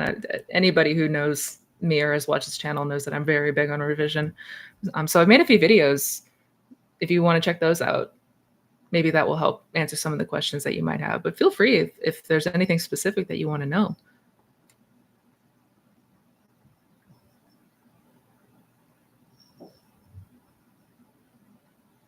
If we only focus on self-concept, does that cancel out the manifesting of an SP? Because I want to just focus on self-concept, but I feel like I'm not manifesting them at the same time. Good question. Yeah, somehow a lot of people are seeing self-concept and their SP as different or separate from one another, and it's not. It's not. In fact, what we always want to focus on is our conception of self. And by that, I mean what we are believing and assuming about ourselves, about other people, the world at large. Like, we want to be mindful of what these assumptions are. Like, what is the narrative and what's the story? What are we perceiving as truth? What feels true for us? Because if any of those are in conflict with the desire, then that's where we run into resistance and that's where things become wacky. So the only way to manifest a person back is by changing the concept of self. So these are not two separate things. And a lot of times I hear like people say, should I focus on manifesting my person or manifesting self? They're not two separate things. Is the only thing that we are changing here is self. And that's how anything will be reflected differently in the 3D. Thank you for the super chat. Thank you, Zrinka. I'm living in the end, would like to drop the desire, but I see my SP daily. Have to revise daily. How to forget about the desire in this situation? Oh, I know this can be tough. I know it, due to how conditioned we are to 3D circumstance and how real it appears for us, it certainly can feel more challenging if it's something that we have to see on a consistent basis and interact with in the 3D on a consistent basis. I ran into a lot of the same hurdles myself. I mean, there's a couple different things, and it's ultimately whatever you feel would be best for you to do. And I would absolutely meditate on that. I would inquire within, number one. But if you're finding it difficult due to the fact that you see your person daily, if it feels like you're, consistently like having to revise or recondition, like if you're noticing a lot of reaction, um, first thing is we can take a break from that for a moment. I'm not saying that is the route that you have to take, to be abundantly clear, but if we are noticing constant reaction to the 3D, then maybe we need to take a break from all of it so that we can focus on self, so that we can focus on building our faith, so that we can focus on actually being able to suspend the disbelief that the 3D is showing us. That is one way. The other way, I mean, it sounds like you already are revising daily, but I would continue to revise until those old memories no longer feel like old memories. The old memories are gone, and what we are revising should feel like what really happened. So I'm not sure if you are reaching that place with revision, um, but yeah, either we want to make sure that we are revising and reconditioning to the point of the new memory is what is dominant in our mind. Or if we need to take a break for ourselves for a moment, that's also fine to do.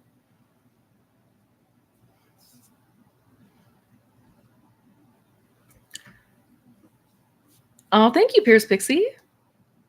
Hi, Missy. A trick that helps me is my weird lifelong quirk. I imagine people in my life or my past self looking on my life now. When I'm living in the end out loud, I imagine my past self seeing it as my new current reality. I love that. I imagine people in my life or my past self looking in on my life now. I love that.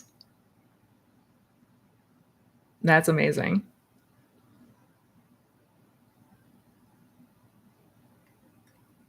Yeah, any of the quirks like that we have, anything that can help us to just suspend what might be appearing in the 3D right now and just allowing us, or the things from the past, just allowing yourself to see it from a different perspective. So this is really cool. I like this a lot.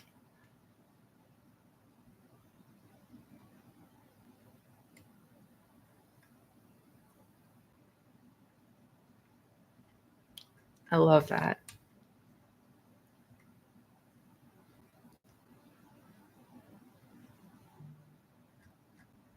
All right, let me see. Going back up.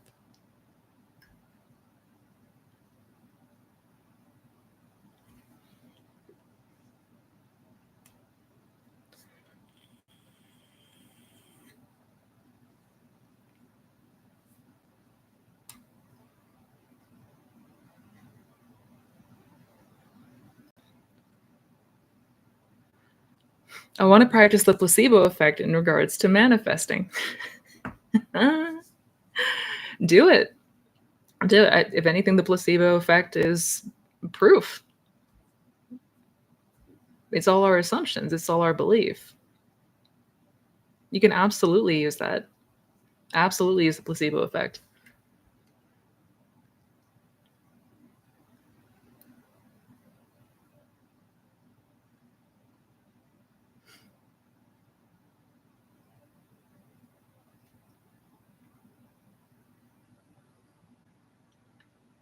Please do a video on hypnagogia or accessing sats aside from before bed or after waking up. Will do. Will do. Well, the video that I just filmed, the most recent video about sats, goes a lot more into detail about the hypnagogic state and accessing that state, reaching that state, not just before bed, but yeah.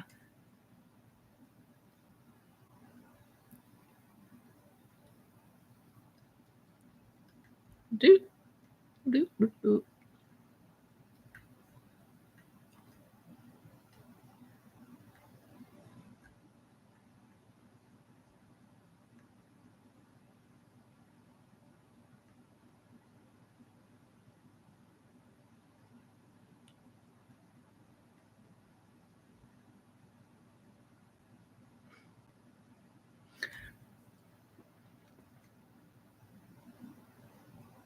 Detachment is hard. Any tips? Oh, yeah. So detachment isn't something that we want to try to get to through force or willpower or effort. Detachment is something that will happen naturally as you continue to occupy and live in that new state, basically living in the end. The whole point of imagining the experience and feeling it is helping us to reach a place where we are no longer attached to that old way of being and thinking and believing. And so detachment is a natural process that will happen on its own the more that we embody that new state of consciousness and essentially recondition our beliefs. Through the recondition of our beliefs, we will naturally detach from that old state.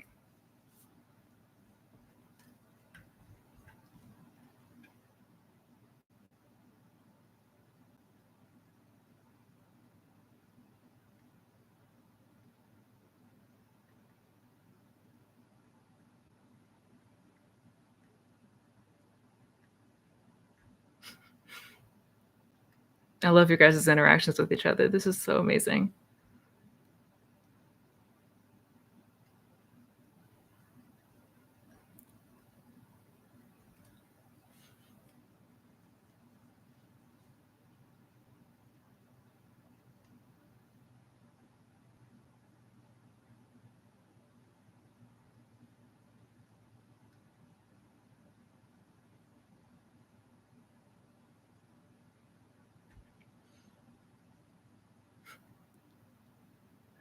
Are there any wrong people? Can we really blame anyone to be wrong if everyone is pushed out? Good question. I mean, speaking objectively, if we have the assumption that somebody is wrong about something or somebody is showing up in a certain way, it is absolutely everyone is, and not just everyone. Everything is you pushed out. Everything that we encounter in this 3D world is the reflection of the self, is the reflection of our beliefs and assumptions. So yeah, because everybody's going to have different definitions of right and wrong and what that means.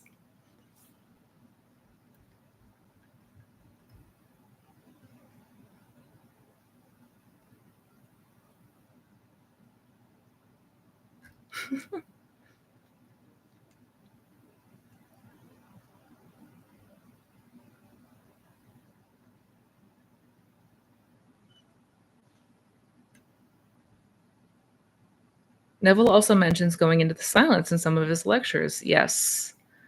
And he did that for a reason. For a reason. There is a lot of power in that silence. And I recommend everybody spend a couple minutes sitting in the silence.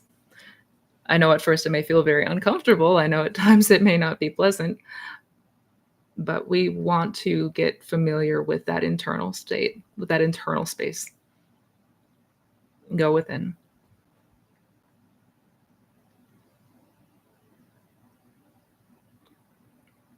Hi, Missy. I started manifesting my SP, but I felt a ton of resistance, so I decided to focus on love in general.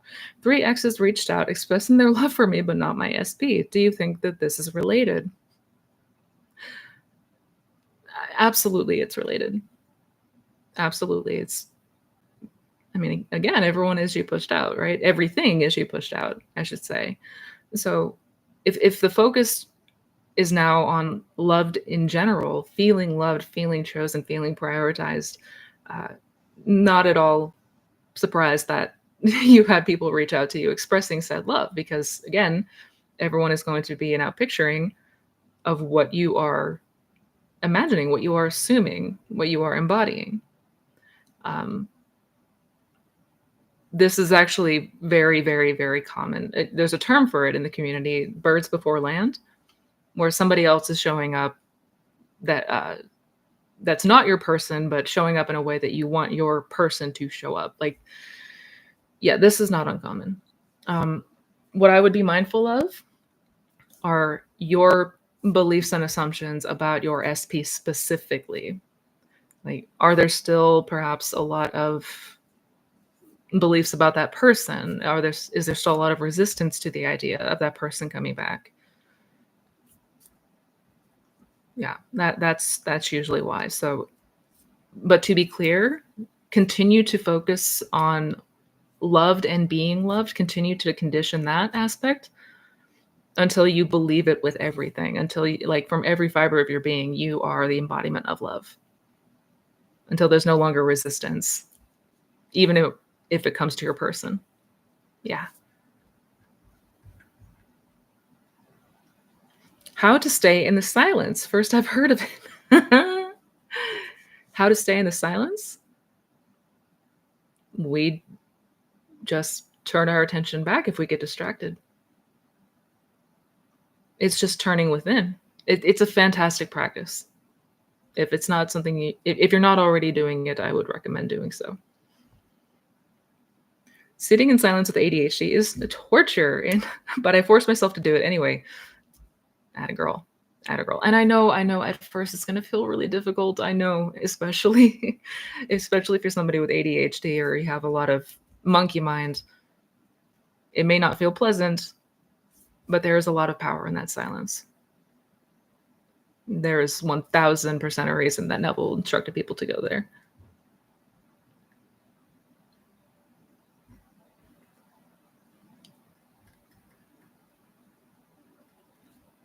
All right, I got time for maybe one or two more questions. And I gotta go feed some hungry babies and do all the emails. I got all the emails today. How to feel it real if it's not arrived yet? Good question. If you haven't seen my last video, I would definitely do so. And I have another video that I filmed. I have so much editing I got to catch up on. But we have the ability to imagine something and have the experience of it. Like, it will elicit a response.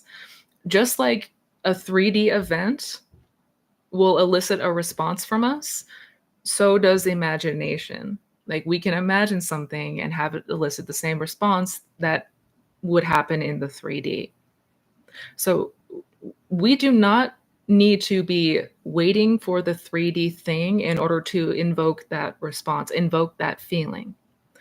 That is a myth that we need to get out of, because for most people, we've lived our lives thinking that once I have this 3D thing, then I can feel whatever I desire to feel. And that's not true. That's not true. We can give ourselves that feeling at any time. At any time. Because you can absolutely invoke feelings in imagination. In fact, you do that every day. You're eliciting feelings and responses from your imagination every single day. Sadly, for a lot of people, they are very unwanted reactions being elicited. But we do not have to wait for the 3D to show us something in order to give that feeling to ourselves, to elicit that feeling or response. That is a myth. And that is a myth we want to quickly get out of.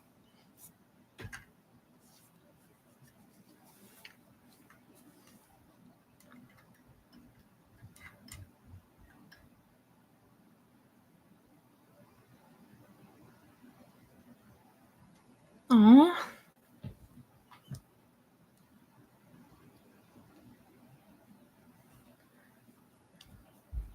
Missy, I affirm that I am beautiful, desired, chaste, and get asked out slash hit on all the time, etc. But it's hard to believe that when I'm not actually seeing it in 3D. How to believe it easier? Good question. Similar to the question that was just asked a moment ago. This is what we are ultimately trying to overcome here. This is not trying. We are overcoming here. This idea that the only way I can believe it is if I see it in the 3D. No. No. And why the whole purpose of imagining and continuing to practice going into imagination is because you can imagine anything, and that whatever it is can elicit a response within you, right? You can imagine somebody telling you that you are absolutely gorgeous and the most amazing person ever, and you can feel the same response as if it were happening in the 3D. Like that's the premise, that's the point. Like we are way too attached to the 3D, unfortunately, vast majority of us. And we've always lived from the premise of like, once I see it, then I'll believe it. When it's the other way around. If we wait for the 3D to give us some sort of confirmation to feel it and allow it, we're going to be waiting a very long time. When we can just give ourselves the experience of it, we can give it to ourselves. And if affirmations aren't doing the trick, go deeper. Go deeper. You know, try visualization. Try, you know, getting yourself into that relaxed state first. I'm telling you guys, if you are in a relaxed state, this is going to be much, much, much easier. Much easier.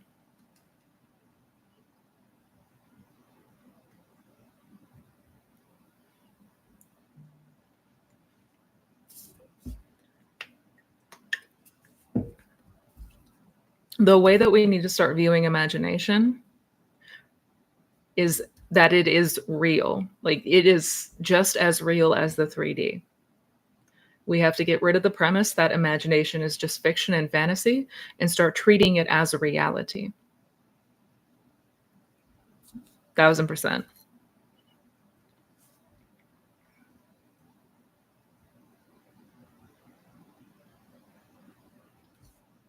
I know it may not feel easy at first.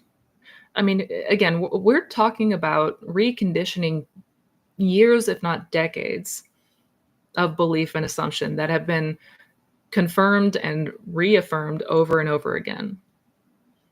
So it may feel challenging at first. No doubt.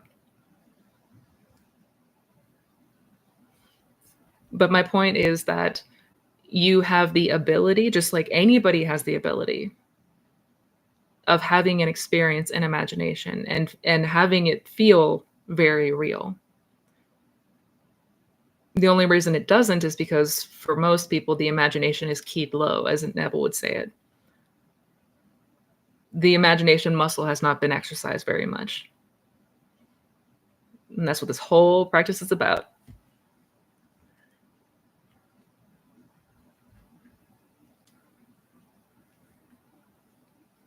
All self-concept, yes.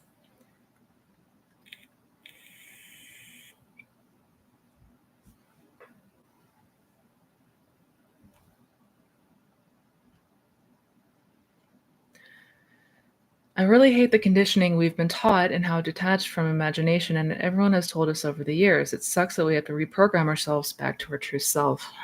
Yeah. Yeah. Yeah. Unfortunately, in a lot of society throughout different cultures, we are conditioned with a whole lot of BS. I know.